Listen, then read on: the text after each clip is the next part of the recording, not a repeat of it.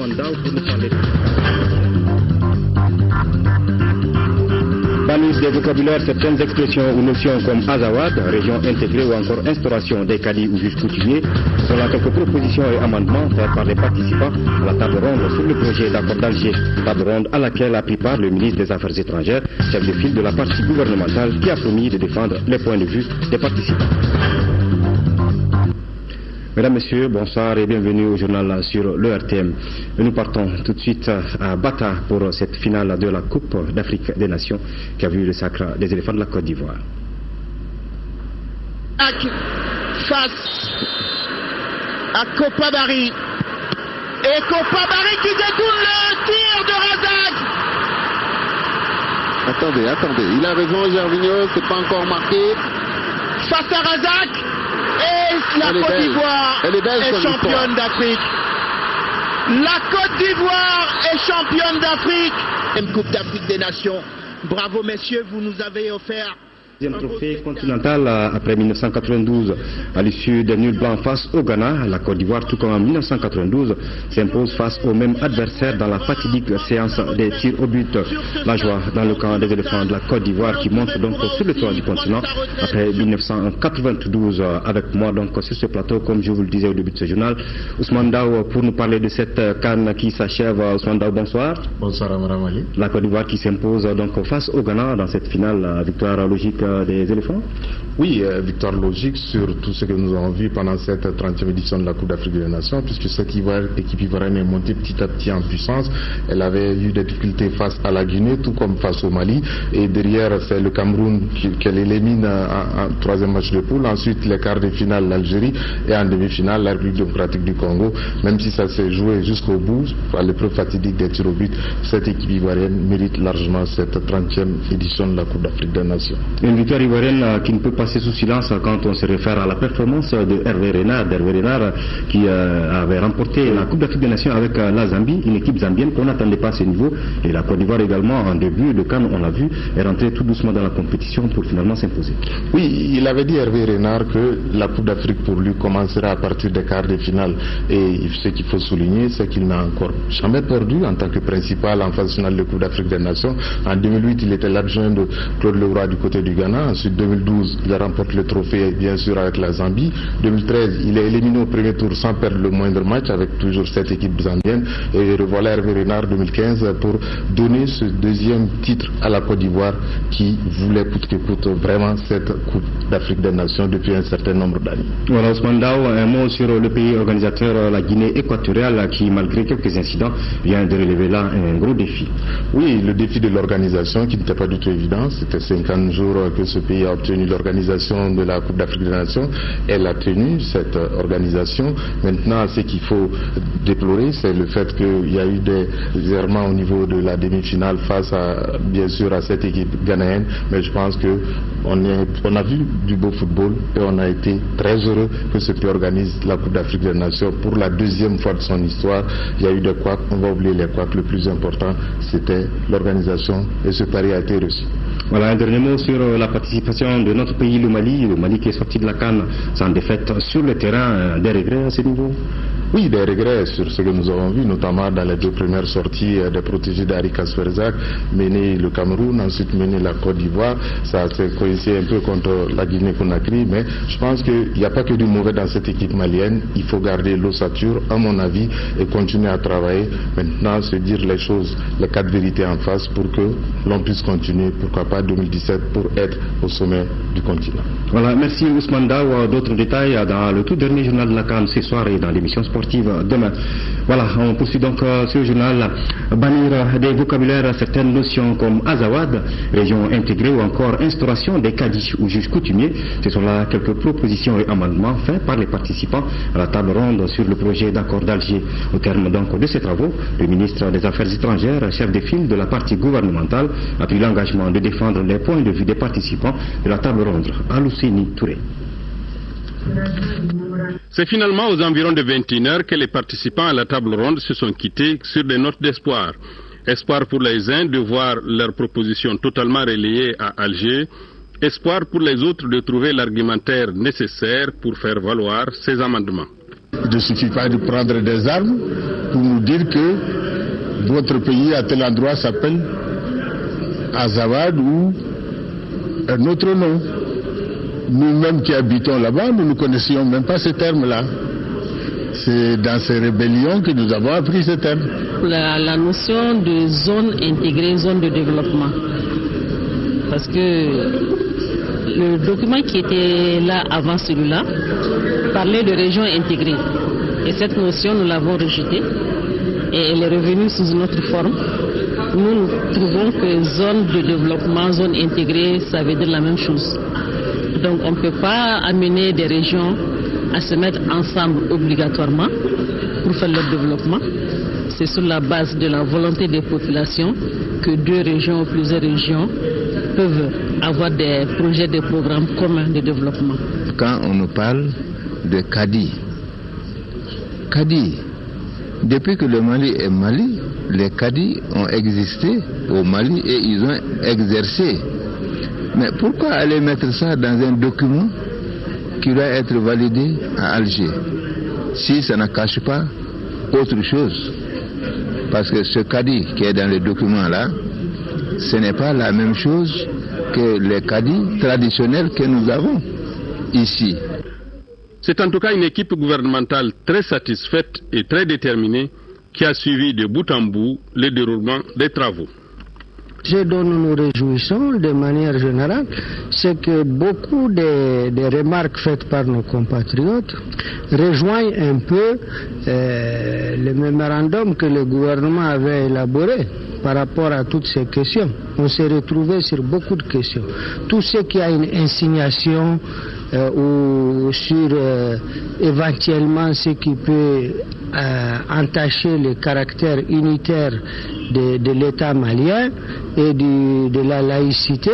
Et nous sommes tout à fait aussi conscients qu'au cours de ces négociations, nous devions y veiller en tant que parti gouvernemental à ces négociations.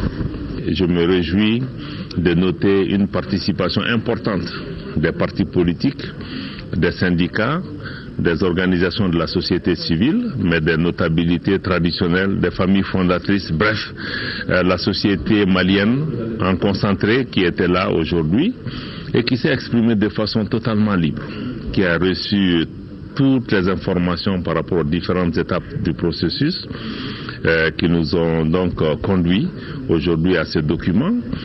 Et ce que nous en tirons, c'est que d'abord, nous avons été particulièrement impressionnés par l'état d'esprit. L'état d'esprit marqué de courtoisie, marqué de franchise, marqué aussi de tolérance. Mais par-dessus tout, nous avons noté une grande volonté des Maliennes et des Maliens d'aller vers la paix. Mais pas n'importe quelle paix aussi. Les Maliennes et les Maliens voudraient, d'après ce que nous avons entendu au cours de cette table ronde, voudraient être entendus sur un certain nombre de choses, voudraient que leurs préoccupations soient prises en compte. Assurance a été donnée de prendre en compte dans le mémorandum gouvernemental les amendements proposés par les forces vives de la nation. Voilà à présent le contenu de cet important communiqué du gouvernement de la République du Mali. Le gouvernement de la République du Mali prend acte de la déclaration du président du Conseil de sécurité des Nations Unies en date du 6 février 2015. Le gouvernement de la République du Mali se félicite de la réaffirmation par le Conseil de sécurité de son attachement au renforcement de la souveraineté, de l'unité et de l'intégrité territoriale de l'État malien, ainsi que de toutes les actions engagées par la communauté internationale en vue de permettre de restaurer dans les meilleurs délais la souveraineté du Mali sur l'ensemble de son territoire. Le gouvernement de la République du Mali se réjouit de l'appel du Conseil de sécurité en faveur de la reprise sans délai des pourparlers inclusifs intermaliens entamés à Alger avec la participation effective des premiers responsables des mouvements en vue de parvenir rapidement à un accord de paix global et sans exclusive. À cet égard, il convient de souligner la constance de la participation de haut niveau du gouvernement malien à toutes les étapes du processus et de mentionner sa bonne foi et sa démarche constructive reconnue et régulièrement rappelée par la médiation internationale. Le gouvernement du Mali exhorte par conséquent à la participation effective des leaders politiques et militaires, le mouvement à un niveau décisionnel approprié. Le gouvernement de la République du Mali se félicite de la demande du Conseil de sécurité à la MINUSMA de s'acquitter pleinement de son mandat, conformément à la résolution 2164-2014, en ce qui concerne notamment la protection de toutes les populations civiles dans les zones de conflit. À cet égard, le gouvernement réitère l'engagement total des forces de défense et de sécurité du Mali à assumer toutes leurs responsabilités en coopération avec la MINUSMA et la force Barkhane pour la réalisation de cet objectif. Le gouvernement se réjouit de la volonté du Conseil de sécurité de prendre les mesures appropriées, y compris d'imposer des sanctions ciblées à l'encontre de ceux qui reprennent les hostilités et violent le cessez-le-feu. À cet égard, il souhaite une application effective des mesures édictées à travers les instruments d'évaluation prévus dans l'accord préliminaire de Ouagadougou. La décentralisation renforcée, la régionalisation, c'est le thème d'un atelier de formation à l'intention des cadres responsables et militants du parti RPM, un espace d'information et de mise à niveau sur le concept pour permettre aux participants d'en faire bon usage. Mamourou Sidibé.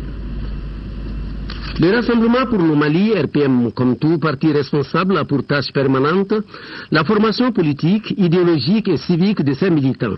Cet atelier est une préparation à l'appropriation des politiques nationales de développement local au profit des communautés sans tomber en conflit avec les lois et règlements en vigueur en la matière au Mali.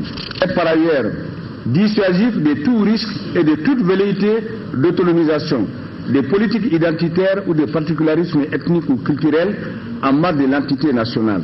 Cet atelier de formation sur le thème décentralisation renforcée, régionalisation, vise la formulation des éléments constitutifs de ces concepts de manière à assurer la prise en charge des attentes de la coalition des mouvements armés. Le choix du thème de l'atelier de ce matin, la décentralisation renforcée, la régionalisation, n'est pas fortuit.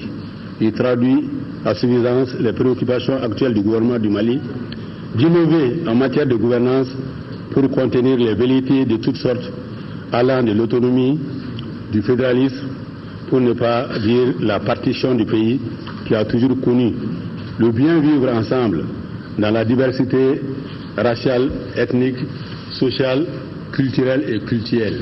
Y a-t-il une différence fondamentale entre régionalisation et fédéralisme? L'opinion est dans une certaine confusion avec ce vocabulaire-là de décentralisation renforcée et de régionalisation, surtout quand on considère le contexte dans lequel on se trouve aujourd'hui au niveau national, au plan sécuritaire et institutionnel. Ça exige que nos militants soient bien informés et que la confusion ne continue pas à perturber la compréhension des choses. De la séance des questions-réponses et des travaux en commission, les résolutions qui sortiront permettront au gouvernement du Mali d'être suffisamment outillé pour les prochaines négociations en Algérie. Le ministre de l'administration territoriale et de la décentralisation a rendu hommage hier à Nampala aux soldats tombés lors de l'attaque du 5 janvier 2015. Abdoulaye Idrissa Maïga a rencontré les habitants de Nampala et de Djoura pour leur transmettre le message de compassion du chef de l'État, Ibrahim Boubacar Keïta. Nous y reviendrons dans nos prochaines éditions par rapport à cette visite du ministre de l'administration territoriale et de la décentralisation à Nampala et à Djoura.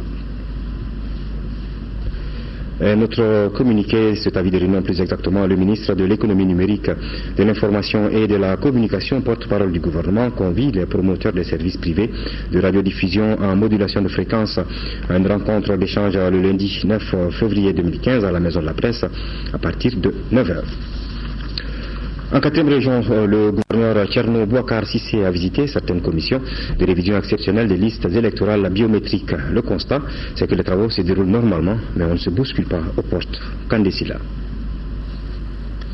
Démarré le 1er février dernier, les travaux de révision exceptionnelle des listes électorales biométriques se déroulent normalement, comme ici, à la mairie de la commune urbaine de Ségou, visitée par le gouverneur et sa délégation. Les travaux en cours pour cette première période du 1er au 10 février consistent à la validation des électeurs potentiels omis et nouveaux majeurs et aux opérations de transfert et de radiation. Les travaux ont bel et bien démarré depuis le 1er. On est presque à la fin des tableaux de validation. Les radiations aussi, on est là-dessus.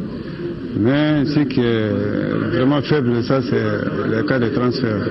L'affluence est très faible. Au niveau de la commune rurale de Pelengana, à ce jour, 582 transferts ont été enregistrés et les radiations concernent une vingtaine sur près de 29 000 électeurs potentiels. Partout où nous avons passé, nous avons reçu les informations que les opérations se passent normalement sur l'ensemble du territoire de la région, y compris Nampala. C'est ça, c'est très très encourageant. Tous les sous-préfets sont en place. Cela prouve à suffisance que alors l'État a quand même fait le travail qu'il doit faire et que nous demandons aussi aux uns et aux autres de nous encourager et d'encourager surtout les sous-préfets sur le terrain afin que l'opération là puisse être vraiment une grande réussite. Il est à rappeler que la première phase qui prend fin le 10 février prochain concerne les transferts et les radiations. La seconde période, allant du 11 au 20 février, est consacrée aux réclamations. La mission de sensibilisation du ministère des Maliens de l'Extérieur a bouclé sa tournée vendredi dans le cercle de Caille. Elle a visité les réalisations de certains migrants de retour définitif au Mali avant de recenser les projets réalisables identifiés lors des débats avec les populations des zones visitées. Le récit de nos envoyés spéciaux à Caille, Bouakar Sissoko et Idrissa Traoré. Cette campagne de sensibilisation contre la migration clandestine a permis à la mission du ministère des Maliens de l'Extérieur de recenser les projets réalisables. Les populations sont de plus en plus conscientes des conséquences liées au phénomène. Elles souhaitent pour ce faire la réalisation des activités qui concourent au développement durable. Selon elles, l'accent doit être mis sur la formation. L'éducation est très faible ici. Tu prends 9 classes, il y a 3 mètres de long. Lors des débats sur la question, les priorités ont été identifiées. Par ailleurs, certains de nos compatriotes de retour au Mali ont démontré par leur réalisation qu'on peut bien rester au pays et réussir. J'ai essayé de former des gens en agriculture, en l'embouche, en l'élevage et en l'agriculture. On a aménagé 32 hectares pour les cultures des oignons, des tomates, des bananes. Le message de la délégation ministérielle était clair. Nous n'avons pas la prétention d'arrêter la migration. Il s'agit plutôt pour nous d'expliquer la politique nationale de la migration aux populations qui vise à renforcer les actions de développement à la base. Et aujourd'hui, ils sont conscients du danger de la migration clandestine et ils ont vraiment eux-mêmes réfléchi à des projets porteurs. Donc le département fera tout pour prendre en charge ces projets porteurs qui sont réalisables dans les plus brefs délais. Les populations ayant reconnu l'importance d'une telle mission ont sollicité du gouvernement des équipements agricoles et des aménagements des périmètres pour le développement de l'agriculture et de l'élevage. Lancement à Gao d'une campagne contre la fièvre à virus Ebola et le VIH-Sida en milieu scolaire. Organisée par le groupe artistique Subagomno, l'activité sera consacrée à des messages de sensibilisation. Pendant 3 semaines, 17 écoles seront mises en compétition à travers des représentations théâtrales, poétiques et des interprétations musicales de Gao. La correspondance d'Aliou Idrissa Maïga. En organisant cette activité, le groupe artistique Subagomno veut sensibiliser les élèves dans leur milieu par rapport aux mesures de prévention contre la fièvre à virus Ebola et le VIH-Sida. Cette même occasion facilitera la cohésion sociale en milieu scolaire. Cette activité de campagne de sensibilisation et de prévention autour des fléaux, à savoir la fièvre à virus Ebola et le VIH-Sida, se situe en droite ligne dans nos objectifs pour un monde meilleur avec une jeunesse engagée et responsable.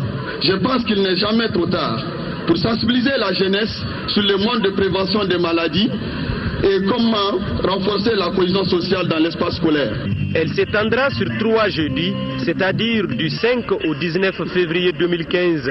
Chacune des 17 écoles fondamentales de la cité des Askia présentera 3 numéros en 20 minutes, à savoir un sketch sur Ebola, un poème sur le sida et une interprétation musicale sur la paix. L'administration scolaire apprécie cette initiative des jeunes artistes.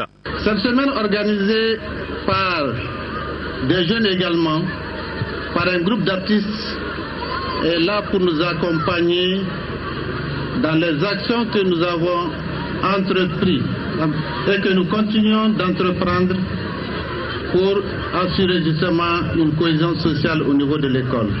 Cette compétition a été rendue possible grâce à l'appui financier de l'ONG Enda Mali.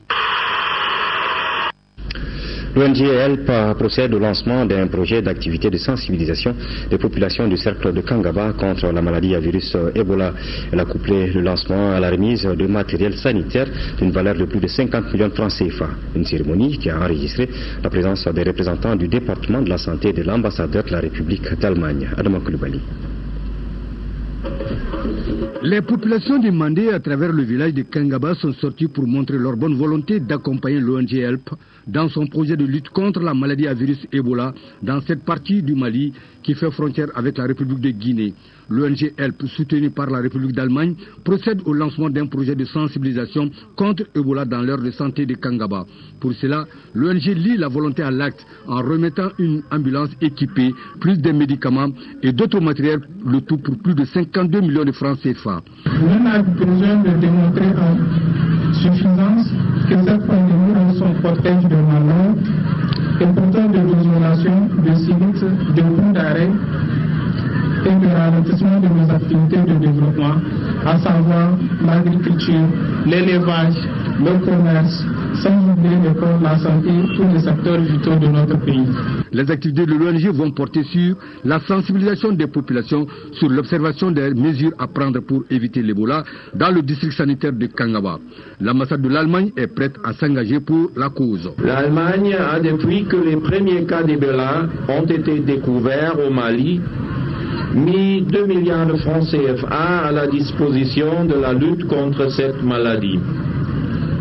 Avec cette contribution, nous essayons avant tout de renforcer la sensibilisation pour les mesures de prévention dans la région frontalière ainsi que la formation du personnel médical.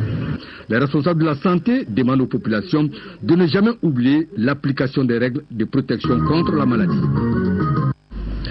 Nous vous le disions hier, le programme de gestion décentralisée des forêts GEDEFOR et ses partenaires étaient à Kassela et à Zantigila pour constater l'état de réalisation de la première phase du programme dans ces localités. Alouf, Bekone et Batraoré ont suivi la visite. Les périmètres maraîchers de Kassela et Zandigila ont été les premières étapes de cette visite du terrain du programme GEDEFOR, gestion décentralisée des forêts et son partenaire l'ASD, l'Agence suédoise de développement international. La plantation d'arbres des Antigua a elle aussi reçu la délégation. Toutes ces exploitations acquises de la première phase du programme GEDEFOR sont aujourd'hui entretenues par des femmes et des hommes qui, jadis, s'adonnaient à l'exploitation abusive des forêts. Mon partenaire financier, la SUR, qui nous appuie financièrement dans le cadre de la réalisation des activités, a initié une visite terrain.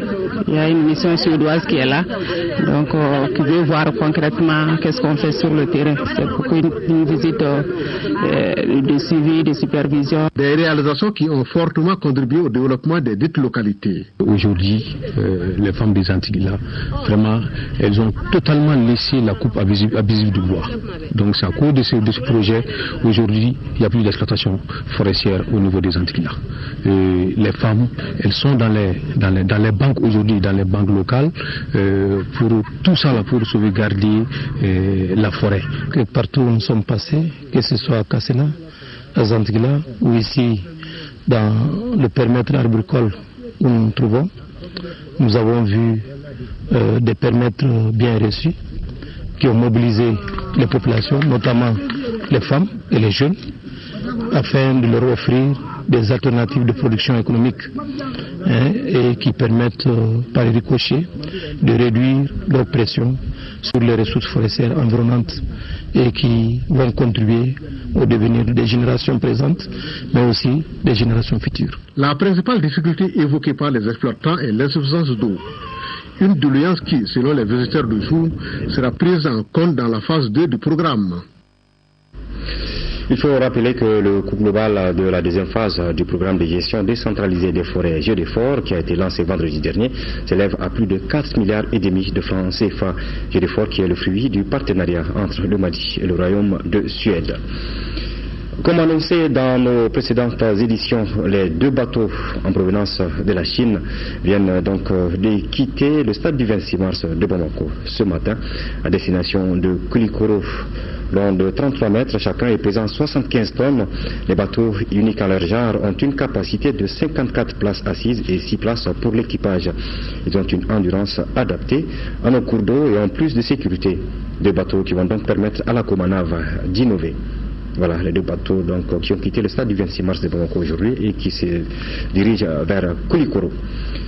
Dans le cadre de la mise en œuvre de son programme d'action gouvernementale, le ministère de la Femme, de l'Enfant et de la Famille a procédé à la remise d'un important lot de matériel aux associations féminines des communes 1, 2, 5 et 6 du district de Bamako. Le projet Gérons notre commune a pour objectif de susciter un changement de comportement favorable à l'abandon des actes qui contribuent à la dégradation de l'environnement dans le district. Coût total du projet, 250 milliards de francs CFA sur 3 ans. Inaba.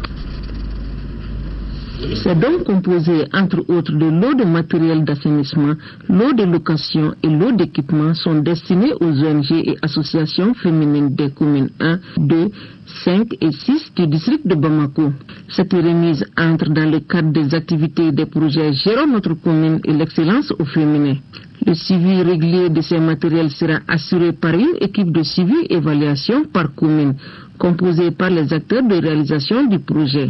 La réalisation sera faite par le COFESFA avec l'appui financier du gouvernement malien à hauteur de 250 millions par an et pendant 3 ans, soit un taux de financement de 60%. En commune 1, nous avons 9 quartiers, donc il y aura 9 lots. En commune 2, il y a 12 quartiers, il y aura 12 lots. En commune 5, 8 quartiers, il y aura 8 lots. Et en commune 6, il y a 10 quartiers. Il y aura 10 lots. Commune 3 et 4, donc chaque commune, Madame la ministre de la promotion de la femme, de l'enfant et de la famille a réservé un moulin par commune.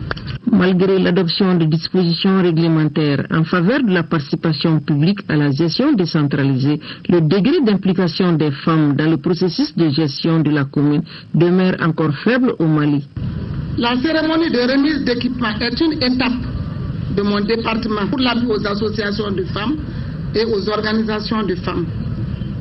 Nous allons demander l'appui des partenaires financiers après avoir vu et constaté des résultats tangibles pour leur prouver que nous-mêmes, en tant que population, nous pouvons commencer notre travail, mais pour des raisons financières, nous demandons leur appui. Après le district de Bamako, les régions de Kaï, Sigassou, Gao et les localités de Nyourou, Nara et Kouna bénéficieront à leur tour des actions du projet. Les prestations d'artistes et de sketchs ont agrémenté la cérémonie. La Fondation Clédou et ses partenaires volent au secours des orphelins de la pouponnière de Bamako et ceux du centre Nyaber Az à Mali. Le but de la donation, estimé à plus de 11 millions de francs CFA, est de contribuer à l'amélioration des conditions de vie des orphelins du Mali. Reportage de Aïssata Saliou Maïga. À travers cette action de solidarité, la Fondation Clédou et ses partenaires veulent redonner le sourire aux orphelins de la pouponnière de Bamako et ceux du centre Nyaber Az Mali. D'une valeur de plus de 11 millions de francs CFA, ces dons sont essentiellement composés de médicaments pédiatriques, de denrées alimentaires, de vêtements, de chaussures et divers cadeaux. C'est vrai qu'on a chacun nos vies, on a chacun nos problèmes, mais il y a un temps où on doit faire un stop et puis penser à des gens qui sont beaucoup moins privilégiés que nous. Donc c'est pour cette raison qu'on a décidé de faire une action humanitaire pour essayer de collecter, voire de redonner un peu le sourire à des orphelinats. Ces dons ainsi acquis vont sans nul doute améliorer le quotidien de ces orphelins. Les autorités, aussi bien que les bénéficiaires, ont apprécié le geste. Le Mali, notre pays, est une ancienne terre de solidarité, de partage. Et surtout quand il s'agit des orphelins. Là, ça devient une obligation morale pour chaque Malien de contribuer à sa façon. Le plus grand mot que je peux dire aujourd'hui, c'est merci. Merci pour avoir montré le sens de la solidarité à tous les Maliens d'ici et d'ailleurs. Des projections de films documentaires sur les 2 orphelinats et une visite guidée des locaux de l'imprimerie Flexar ont marqué cette cérémonie. Visite du ministre des Affaires religieuses et du culte hier samedi à Badougou-Djoliba pour apporter à la communauté musulmane de la commune du Mandé le message d'entente, de solidarité et de coexistence pacifique du président de la République. La rencontre a été marquée par une séance de lecture du Saint-Coran et des bénédictions pour la paix dans notre pays. Envoyé spécial à Badougou-Djoliba, Seydou Sissoko et Non Sissoko.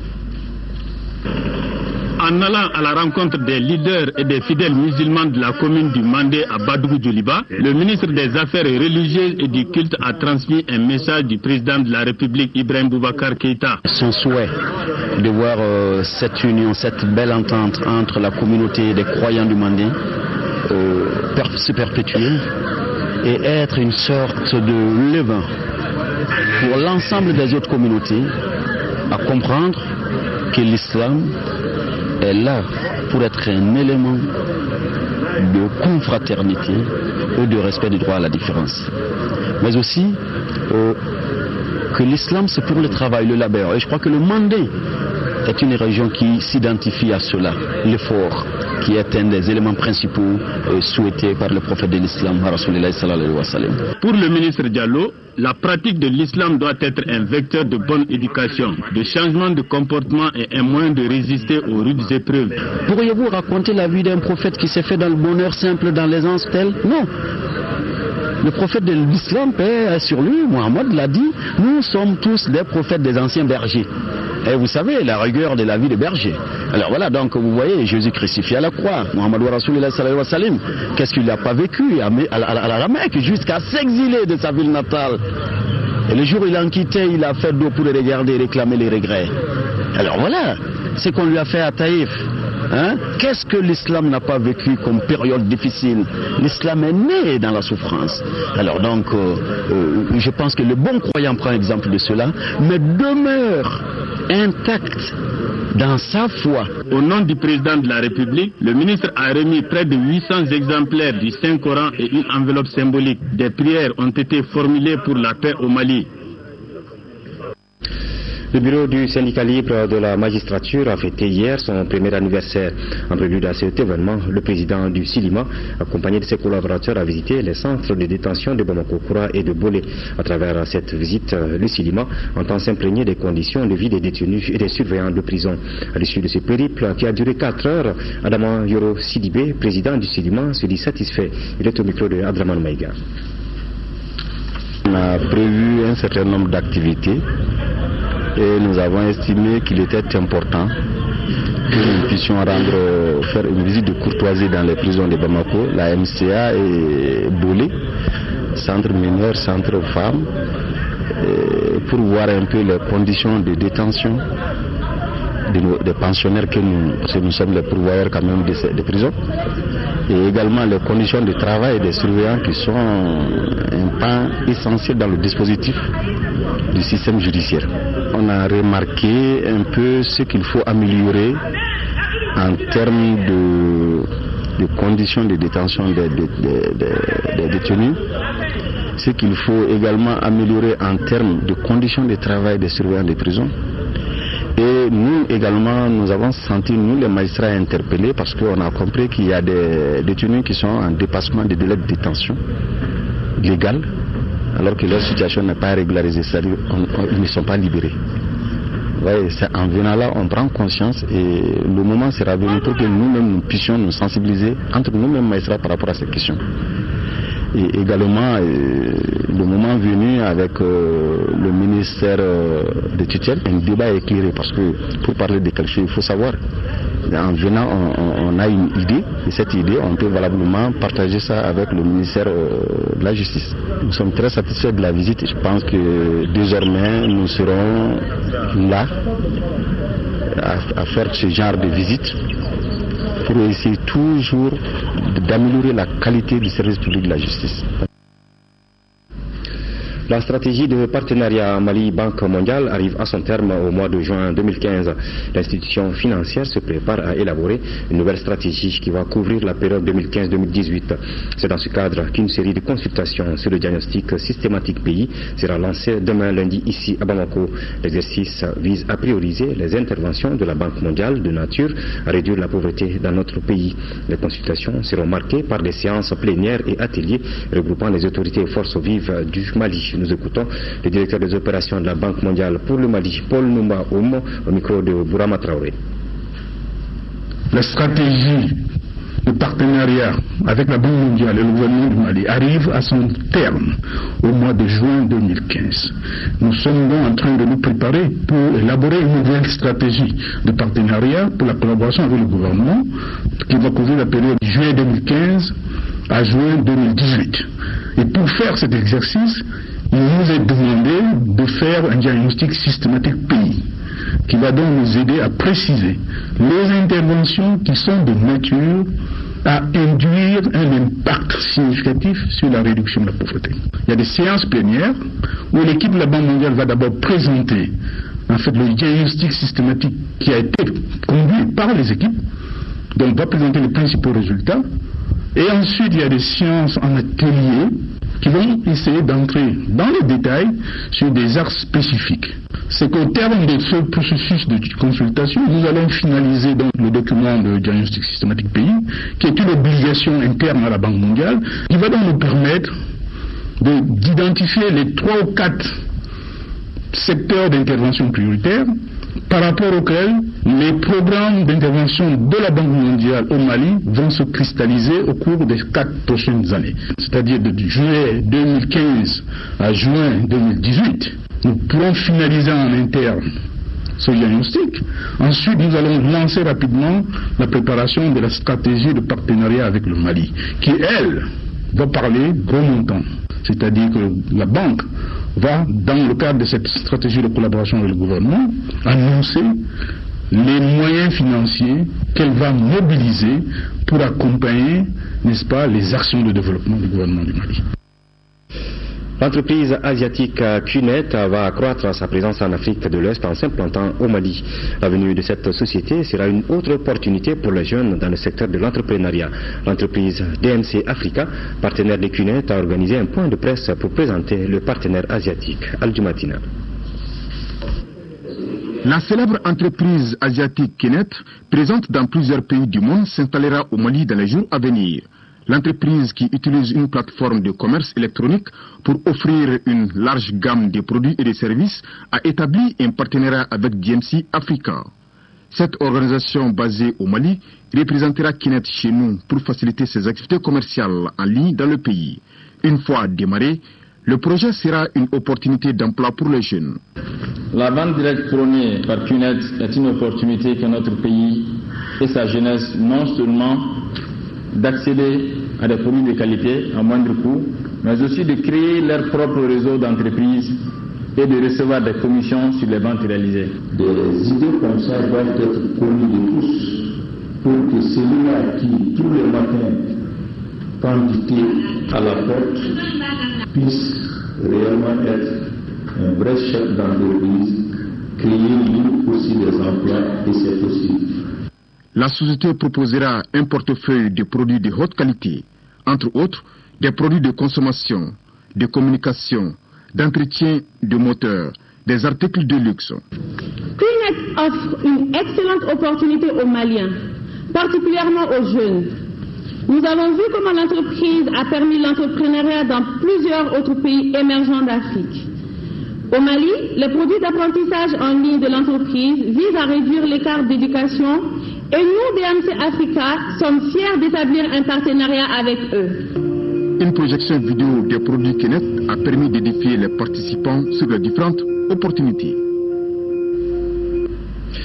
Le premier comité de pilotage national du projet d'amélioration de l'accès aux services d'éducation de qualité PASEC vient de se tenir au Grand Hôtel de Bamako. La rencontre annuelle a pour but essentiel de faire la revue et l'approbation des rapports annuels et la planification des activités de 2015. Fadem Baketa. 9 mois après son lancement officiel se tient le premier comité de pilotage du projet d'amélioration de l'accès des enfants aux services éducatifs de qualité dans les centres de développement de la petite enfance et au premier cycle d'enseignement fondamental PASEC. Outre le bilan des activités menées au cours de l'année scolaire écoulée, les partenaires de l'éducation échangent en vue de capitaliser les acquis à travers des approches pédagogiques cohérentes. Le comité national de pilotage est un comité qui a été institué dans le cadre de la gouvernance du projet d'amélioration des services pour l'éducation de qualité au Mali. Les défis, c'est l'harmonisation des approches au niveau des 4 grandes organisations. C'est aussi le démarrage effectif de ces activités de construction. Financé à près de 10 milliards de francs CFA, le projet est le fruit d'un partenariat entre le Canada, le gouvernement du Mali et un consortium de 4 organisations. Plan International Canada, Save the Children, la Fondation Aga Khan et World Vision. Cette nouvelle initiative répond également au programme intérimaire de relance du secteur de l'éducation et de la formation professionnelle dans 2 de ses composantes que sont l'amélioration de l'accès à l'éducation et l'environnement de l'apprentissage, d'une part, et le développement des infrastructures et équipements scolaires, d'autre part. En ce qui nous concerne, le département en charge de l'éducation nationale mettra tout en œuvre pour créer toutes les conditions favorables à une meilleure atteinte de l'objectif du projet. Les actions déjà menées par mon département s'inscrivent dans ce cadre, notamment la désignation d'un point focal auprès du secrétaire général pour un suivi permanent. Le PASEC favorise la scolarisation des 2 sexes dans les régions de Kaï, Koulikoro, Sikasso, Ségou et Mopti. Le projet couvre 202 écoles et 130 centres de développement de la petite enfance et répartis entre 192 villages.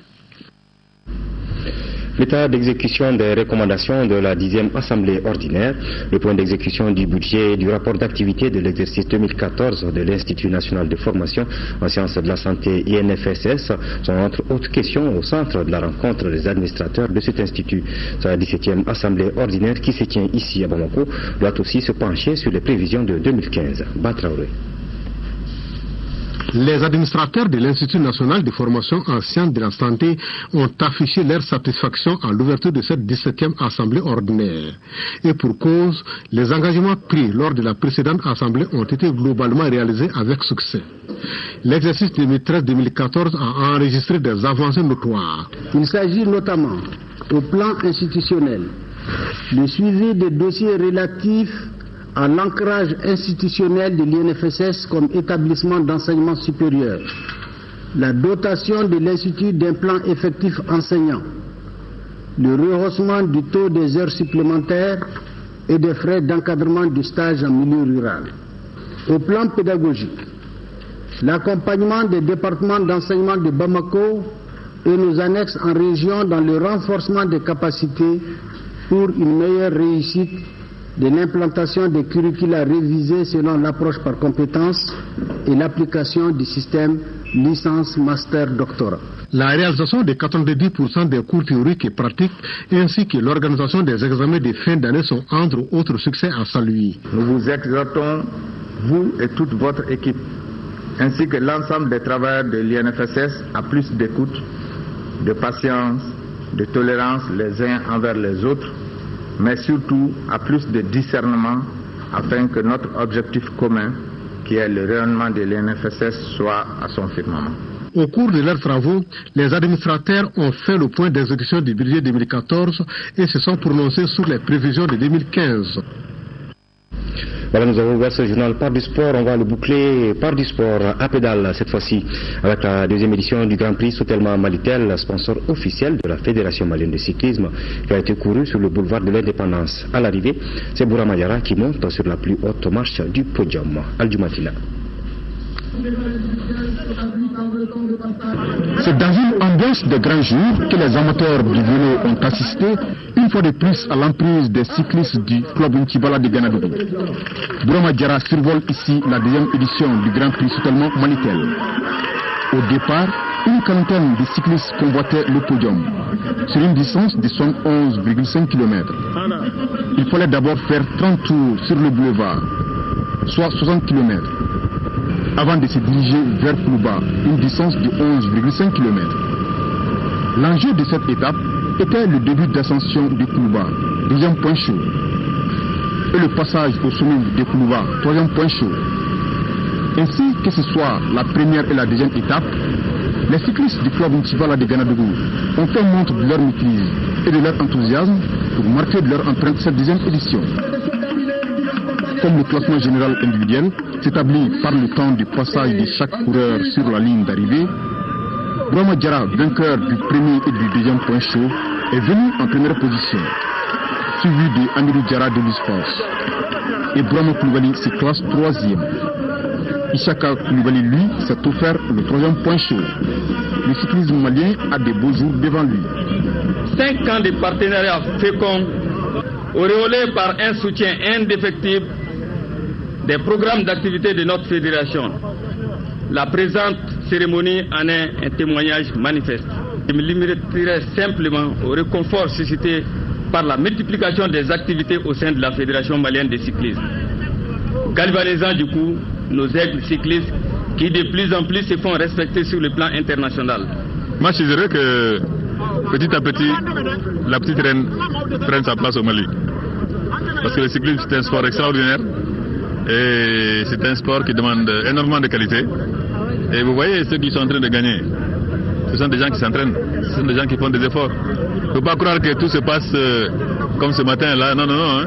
En amont, il y a un travail énorme qui est en train d'être fait. Les 10 premiers ont été récompensés par ordre de mérite.